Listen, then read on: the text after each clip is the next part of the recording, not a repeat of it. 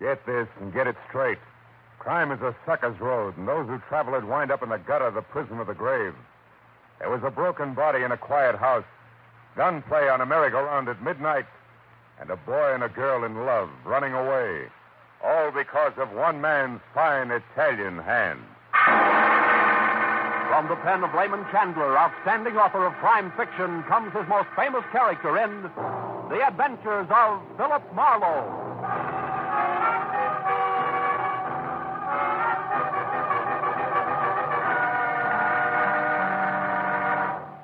Now, with Gerald Moore, starring as Phillip Marlowe, we bring you tonight's exciting story, The Fine Italian Hand.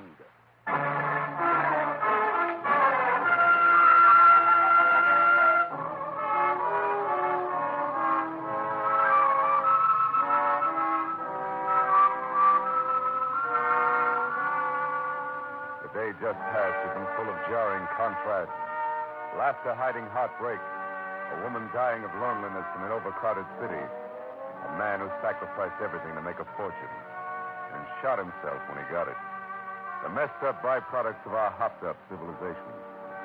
The thought of them stayed in my mind as I drove over the freeway to San Fernando Valley because the job I was on promised no change in the day's pattern of combining things that didn't belong together. When I parked at the corner of Magnolia and Van Nuys Boulevard, I was still trying to reconcile my new client, the owner and operator of a little amusement park for children, with a panicky voice on the phone that had begged me to come at once. It wasn't hard to spot. A heavy-set old man moving among the stampeding merry-go-round stallions and picking crumpled tickets like plums from the fists of laughing kids grabbing for brass rings. We never changed, do we? When he saw me, he hopped off. Nick, take over, please. Take over, Nick. You, Mr. Marlowe, maybe? That's right, Mr. D'Angelo. Oh, Mr. Marlowe, come this way to my little office. All right. We got to talk right away. No time to waste. Oh, that's a nice little boy. I'm very proud of you. Now, you take your free ride with Nick. I got to talk to some business. Goodbye. Come in, Mr. Marlowe. Please, sit down. Thanks. Mr. Marlowe, I'm a very worried man. Yeah, I know about your son, you said on the phone. What sort of trouble is he in, Mr. D'Angelo? He's a good boy, my Bernardo. He's been to college. He's a veteran from the war with 2 bronze stars and a purple heart. Look, there's his picture in his uniform. Ah. He's a good boy. Sure. Now he's in a jam, is that it? Yeah. He's in a jam with a gambler. Man named Safran. You know this man? Yeah, slightly. Frank Saffron's a bad boy. Did your son owe him money or what? No. My boy not throw his money away like that. No. It's about a girl. Oh. Which way does it go? She's Saffron's girl and Bernardo's making a play for her? That's right.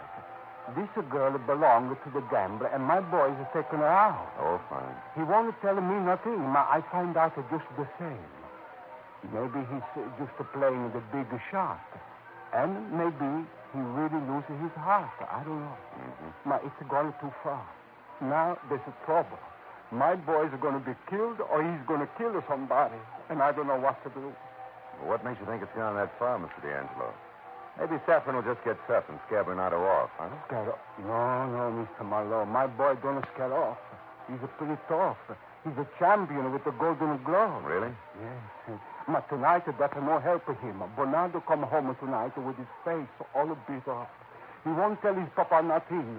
All he says is that the red-faced dog, I'm going to get even. I'm going to kill him. He's just a crazy man. My Bernardo, he won't listen to me. He pushes me away and he go out again. Red face. Doesn't fit Saffron. You sure he was the one who had your son beat up? Oh, sure, of course. Who else? And just because of this dancer, this Paula, I don't even know her last name. Paula, huh? Yeah. What do you think I can do about this, Mr. D'Angelo? Chase Bernardo down and bring him home? No, that's no good. My Bernardo, he's too headstrong. No, Mr. Marlowe, I must find out something. I must find out if this girl is using my boy for a plaything or if she's really in love with him. What difference does that make with Saffron? Well, if this girl really loves my boy, then I'd do anything to bring them together. Anything. Now, If this is only a game she play, then si se va così si va. What does that mean, Pop? Oh, that means if it goes that way, that's the way it goes. Uh-huh. And I know what I got to do. So you find out this for me, please. Well, I don't know, Pop. It's not the kind of thing I like. Look, I know asking you to spy on somebody. Just to find out for me, please. I can't talk so good. With you, it's not so hard. I know, Pop, but really... Please. My boys and mama die, and now Bernardo's all I got left. He's a good boy. He should not get into trouble just for a cheaper game of love. Don't you understand me? I understood him all right. And from what I knew of Frank Saffron, he had plenty to worry about with a hot-headed son who didn't know when to quit. Or maybe it was Saffron who didn't know when to quit. That thought, plus the $50 in advance, sold me. Mr. D'Angelo gave me a description of the girl he'd seen, but once told me that Bernardo had moved away from home. He didn't know where. That the park closed at 10 and that he'd be there all night, and that was all. My first step was to locate the dancer named Paula. So outside, I fed nickel to a phone until I called everything from ballet to burlesque. But got no Paula, which left only Frank Saffron's Easy Money Mill. It was a ranch house, California style, tucked under the hills south of Ventura, on a dead end called Sunburst. After I got the nod at the peekaboo window, I wandered through the bar and past the dice table to the door at back marked private and went in. A tuxedoed rock pile with a boiled lobster complexion frowned up at me from the telephone as he talked and waggled a thick, hairy finger. So I took the hint and waited quietly for him to finish. Do the whole thing over again. I don't care if it takes you a week. This joint don't soak up no $5 grand shortages. You guys find it. Goodbye. Well, what's on your mind, Toots? I don't seem to remember you being announced. It isn't a formal call. I'm just looking for an old friend. We don't have any old friends to spare, Toots. That figures. Mine's Paula. She's a dancer. I understand that Mr. Saffron knows her quite well. You might tell me where I can get in touch with her, huh? Oh, so you're a friend of Paula Baker's, huh? Yeah, that's right. From way back. Well, that's all, Toots. You're through. Her name's not Baker. That came right out of thin air. Now, what do you really want? Take it easy, boy. She's just cagey with last names, that's all. She gave us Jones. Who's that? The Duncan department store, credit section. $300 worth. I got this far in her references, and I want to see Mr. Saffron. Well, he's not in. I'll take it up with him later. If it's worth his time, you'll hear from us. Take it easy on yourself, Max. Just tell me where I can find her. Out that door there. You got the whole city to look in. And take your crummy business with you. Okay. Now you're getting pushy. Hey, blushing boy, one thing more. What's your name? I want to get it straight when I say you're blushing. So it wasn't a total loss. I'd managed to keep the back door open long enough to snap off the night latch. And I'd met the red-faced man who no doubt supervised the beating Bernardo had taken earlier. I kicked plenty of noise out of the iron steps going down, and then I crossed the parking lot, leaned back against the wall, and waited. Halfway through, my first cigarette bunker came out, got in his car, and drove away. I watched him out of sight, then slipped back in quietly, located Saffron's 8x12 desk, and started through it. In the top drawer, I found first a letter with the gambler's home address on it. And under that, a picture. One of smiling Lovely who posed in front of a dance studio on Wilshire. She wore Paula's description like a snug pair of slacks, and dance instruction was a field in the fine art of hoofing that I'd overlooked completely. I closed the drawer and started out when I heard someone coming. I jammed my cigarette into the ashtray and ducked back against the door frame as the cleaning woman bustled in.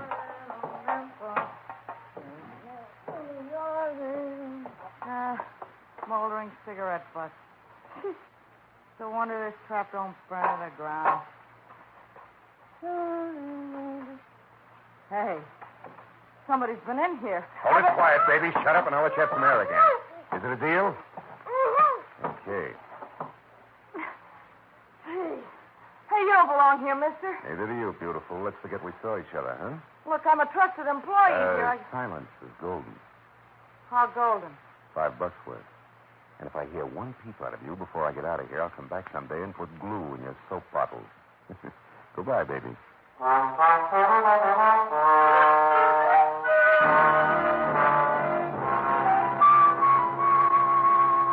dance studio was pleasantly glossy from its ultra-modernistic facade on Wilshire Boulevard to its far from old-fashioned receptionist inside, who signed me up, expressed sympathy over my rusty rumber, and assured me that since I'd heard so much about her, I could have Paula That is, Miss Calvin, while on duty, is my instructress. If I'd only be so kind as to step this way. So I stepped this way. Into a ballroom with a black burnished floor that looked as deep as the night sky, and after a deft hand signal from the receptionist, Paula Calvin glided toward us. Introductions were made. How do you do?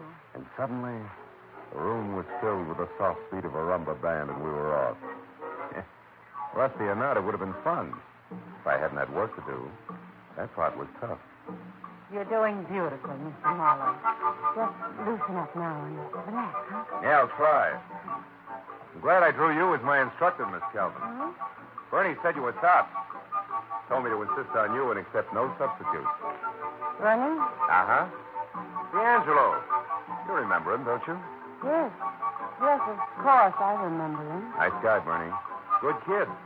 Don't you think so? Keep your feet a little closer together, Mr. Marlowe. Don't be afraid to use your knees. You know, baby, Bernie's got everything. Looks, brains, even a temper. Just to keep life interesting. Isn't that right, Paula? Guy thinks a lot of you, doesn't he? Hey, I'm talking to you. I heard you. The next question, I suppose, is how do I feel about him? Yeah. Now it's your turn to loosen up and relax, baby. Listen, I resent being checked up on by anybody. When I want Bernie D'Angelo to know how I feel, I'll tell him. And when I want Frank Saffron to know, I'll tell him, too. And if you came here tonight for a Roomba lesson, and I'm old Mother Hubbard. Okay, Mother Hubbard. I want to find out one thing. Are you in love with Bernie D'Angelo? That's nobody's business but mine, mister. You could be real wrong about that, baby. Then it's my mistake, and I'll make it all by myself, huh? Have you seen Bernie tonight? No, I haven't. And that's all the conversation you get. You can have the rest of your Roomba if you want it. No, thanks. I'll see you around, Paula.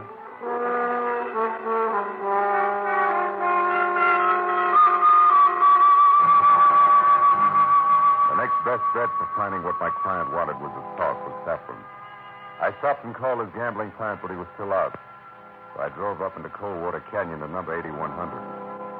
The first real hint that something was wrong was a curtain dangling at a crazy angle over one of the lighted windows. Next, it was the front door, standing 6 inches open, and inside, the legs of an overturned table sticking up in the air, and then pieces of a broken lamp littering the floor. That was only the beginning. I nudged the door open and stepped in. It was a mess. I saw his feet first and behind the couch. It only took one glance at his face. Frank Saffron had been literally beaten to death by a pair of very fast, very deadly fists. Don't move 1 inch, Jocko. Do I take 3 guesses or turn around and look? Bernardo with gun. Oh, I got it all right. It was his. Automatic, caliber 45, and I'll use it if I have to. Who are you? Name's Marlowe. One of Saffron's boys? You got a real talent for being wrong, haven't you, kid? Who are you? A private detective hired by one Ambrosio D'Angelo. Papa. Yeah. Because he was worried sick about his boy. But I told him to stay out of it. I told him it was my business. And you did a nice, thorough job of handling it. You did this, didn't you? Yeah. Saffron had it coming to him. I was beat up tonight on his orders. I came here to pay him back, but I didn't intend to kill him. What'd you stick around for? I didn't stay He looks around. to me like he's been dead over an hour. I left, then I got word, and I came back just a few minutes ago. Yeah, I know. You found out he was dead, huh? Well, I guess I better call I the guess police. you better stand still.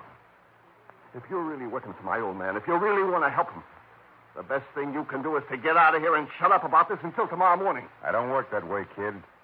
I'm going to call your old man and the police. And we're going to sit here until they show up.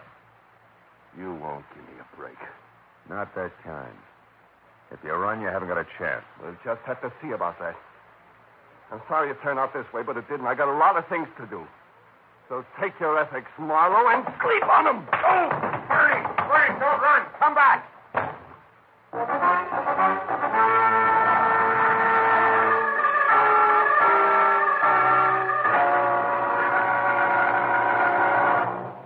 In just a moment, the second act of Phillip Marlowe. But first, with thousands of dollars of wonderful prizes, Sing It Again is fun for the whole family to play. Make a date to listen over most of these CBS stations every Saturday night. Now, with our star, Gerald Moore, we return to the second act of Phillip Marlowe and tonight's story, The Fine Italian Hand.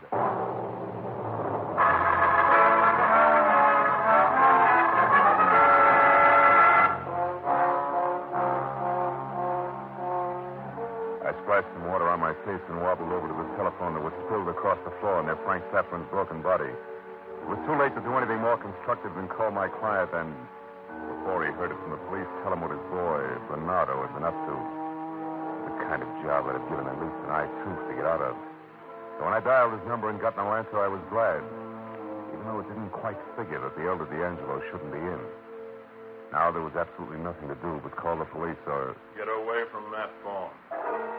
Or pay attention to a man who just stepped into the room. A man with a red face who also held a gun in hand. Oh, well, the department store, Dick. That's how he gets around. Or is it just that Frank's last name was Jones, too? You're overworking a bum joke. Also, I didn't do this. And who did? And how do you figure in around here and over at the club? Come on, smart guy, let's level. First, who are you? The name? Marlowe. And the trade? Private detective. Hired by who? Come on, let's not pull teeth. Who you working for, Marlowe? Quiet old guy named D'Angelo. Does nothing worse than run a merry-go-round for kids. Mean anything? Oh, quiet old guy. Yeah, that must be the punk's old man, huh? Which means that the kid, Bernie, must have done this, right? Yeah, he did it. But only after he got cut up this afternoon by the late Mr. Safran here, or representative. That's not me, Rover boy. I never messed in Frank's private life any more than I could help. Which means what? But I take Bernie D'Angelo one night to a flat he has over on Lancashire near Moore Park. Flat on Lancashire. What number? I don't know. It's the first house off the corner of Moore Park on the south side. He just moved in. Well, what's the difference, what now? Don't move, Marlowe, or I'll knock you flatter than that handkerchief. What handkerchief? That one by the body. Oh, yeah. With the initials D.A. The apostrophe A is in D'Angelo. That does it. Okay, Buster, put away the howitzer. I'll leave quietly. For where? For a crack at that flat on Lancashire near Moore Park, south side. Why?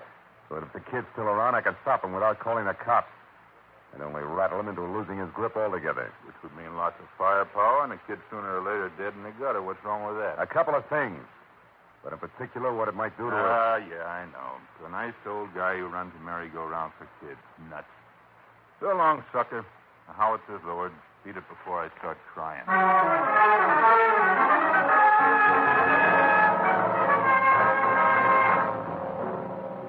Bernie D'Angelo's flat on Lancashire turned out to be second-floor rear and all that went with it. From the stout landlady to the very public payphone to the faint line of naked, unfrosted light bulbs. Too weak to disturb the shadows in the corridor. Plus, of course, the unhappy marriage of a half a dozen distinct cooking odors sneaking out of the transoms of his many rooms, where cooking was strictly prohibited. Bernie had room 9 at the end of the L-shaped hall. And when I turned and started for his door, I was glad to see yellow light oozing out of the cracks. And to hear a tinny phonograph making not so grand opera. When I knocked, I did it with the barrel of my .38. Yeah? Who is it? Connor, you better turn that phonograph down. We can't hear ourselves think out here. Okay, I'll take care of it. Goodbye. Not so fast, Junior. Take care of it now. I won't have to come out here again. It'll make me feel nasty. Does that come across? Yeah, real clear. Yeah, Marlowe, get back all the way. Cut it out. Quit shoving. Oh. Quit shoving. What do you want with me? Conversation for a starter. Turn that thing off. Now, we're going to talk, Bernie. About what? Not my old man again. That's a waste of time. What's done is done, Marlowe. You know that. Yeah, and I also know you'll never get any place running. Unless we try real hard. Don't turn around, Marlowe. Oh, fine. Madame Lazanga. Take his gun, Bernie. Throw it over there. Yeah. If you please, Mr. Connor. How stupid did you think we were, Marlowe? Or had you forgotten all about Paula here? No, I hadn't forgotten. Just figured she might be on the other side. Then you figured wrong because there's never been any other side. Never been anybody but Bernie from the moment we met. Which is why you kept dating Frank Safran? Which is exactly why I kept dating Frank Safran. I didn't want him jealous and gunning for Bernie. I didn't want trouble.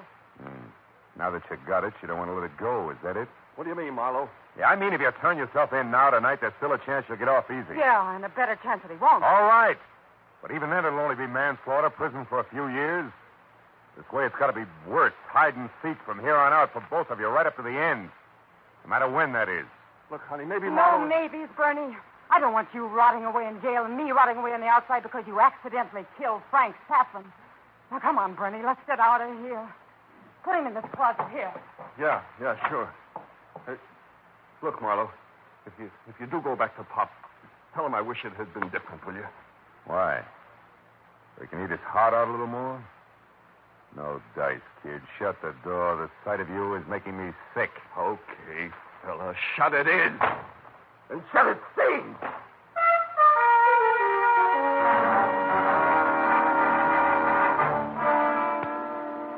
Best had been swinging wild, hoping that a lucky punch, no matter how low, would connect and jar some sense back into the kid.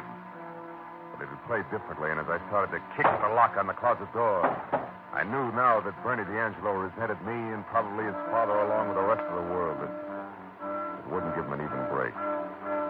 All in all, it was the kind of thing that made me mad enough to do the trick. Well, that's a fine way to treat a house. What's the matter? Handsome, or fight over the girl, or don't you like the way the furniture's arranged? Which? Neither. Before you get too upset about this landlady, I'll cut you in on something. A minute after I get to your phone, every cop in town is going to be looking for your star boarder.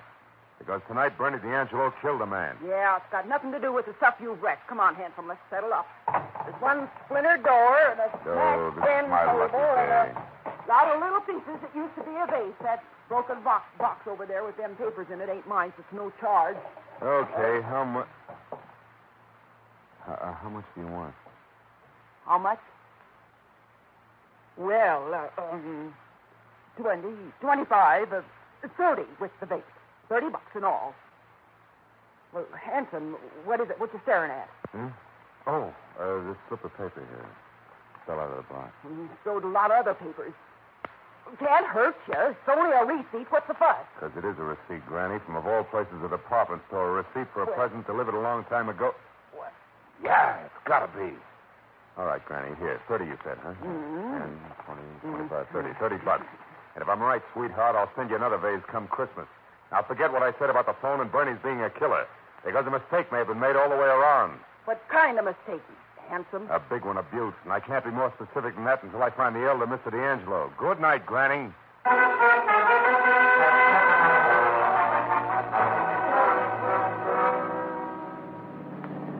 By midnight, the San Fernando Valley is always sound asleep.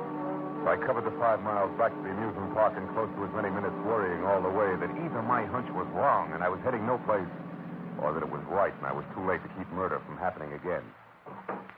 When I was out of my car and moving quietly in between the dark machines that stopped being gay, bobbing animals when the kids were gone, I knew that I could quit worrying altogether. Because standing ahead, in close to the merry-go-round, was Mr. Ambrosio D'Angelo.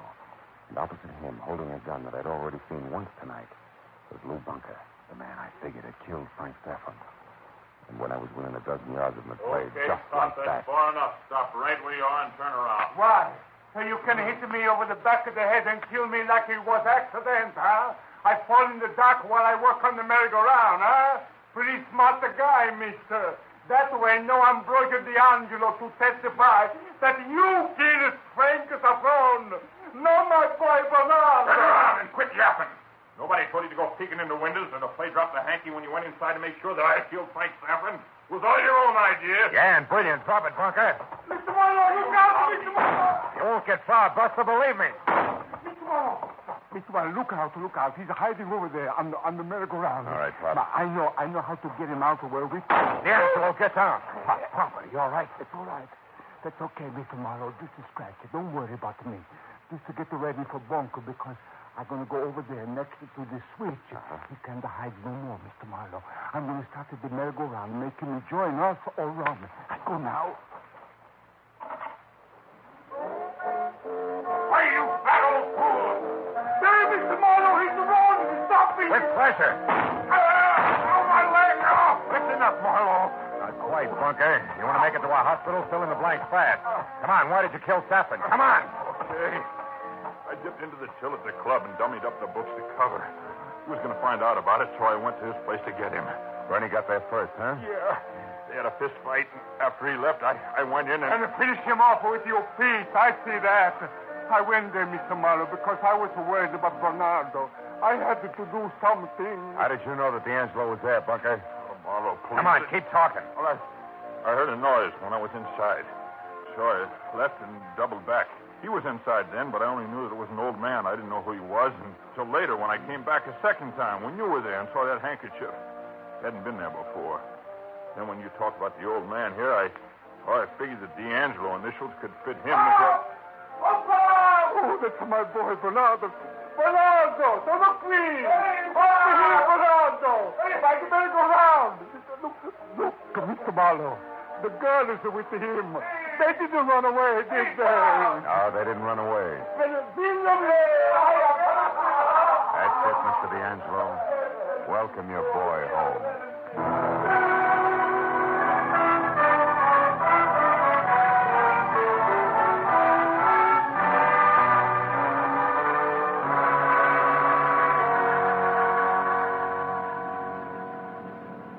Mr. Marlowe, it's going to be tomorrow morning before all the policemen are finished talking with my boy and Paula. That's right. After that, everything okay. Mm-hmm. Okay, just because you talk smart to do both of them at Bernardo's flat. Just because of what you said. Well, that and what they were smart enough to do, D'Angelo. I don't think it was easy for them to change their minds and come back to what could have been prison. No, I guess not. It's also on account of you that there won't be no prison, and there won't be a funeral for me. That's what I don't understand, Mr. Marlowe. What? When you tell the policeman that you know where to come and find a new bunker at my place because of a department store receipt, I get all mixed up. Oh. I get off here, please. All right, Pop. Well, the receipt was for handkerchiefs monogrammed D.A., Mr. D'Angelo, which were to be sent to you as a gift from your son. That put the idea in my mind that the handkerchief I saw at Frank Saffron's could be yours, not Bernardo's. Oh, così si va. Well, Mr. Marlowe, we are forever your good friends. Now I say goodbye here. Hey, wait a minute, Pop. This is miles from your place. I don't mind driving you Oh, home. no. That's all right. I just want to go round the corner. An old friend of mine is there. Oh. I want to tell him all about D'Angelo's good luck. Thank you just the same, Mr. Marlowe. Arrivederci. I watched him walk away. A quiet old man in a quiet, empty street. A grateful old man who at 3 o'clock in the morning had to find his friend and tell him all about the D'Angelo good luck. And then, when he was around the corner and out of sight, I found myself wondering who the old friend could be. But a minute later, when I had driven as far as the corner and could see which way Ambrosio D'Angelo had gone, I knew. It was less than half a block away. The familiar Gothic architecture, stone, stained glass, and the steeple reaching for the sky. And, his old friend.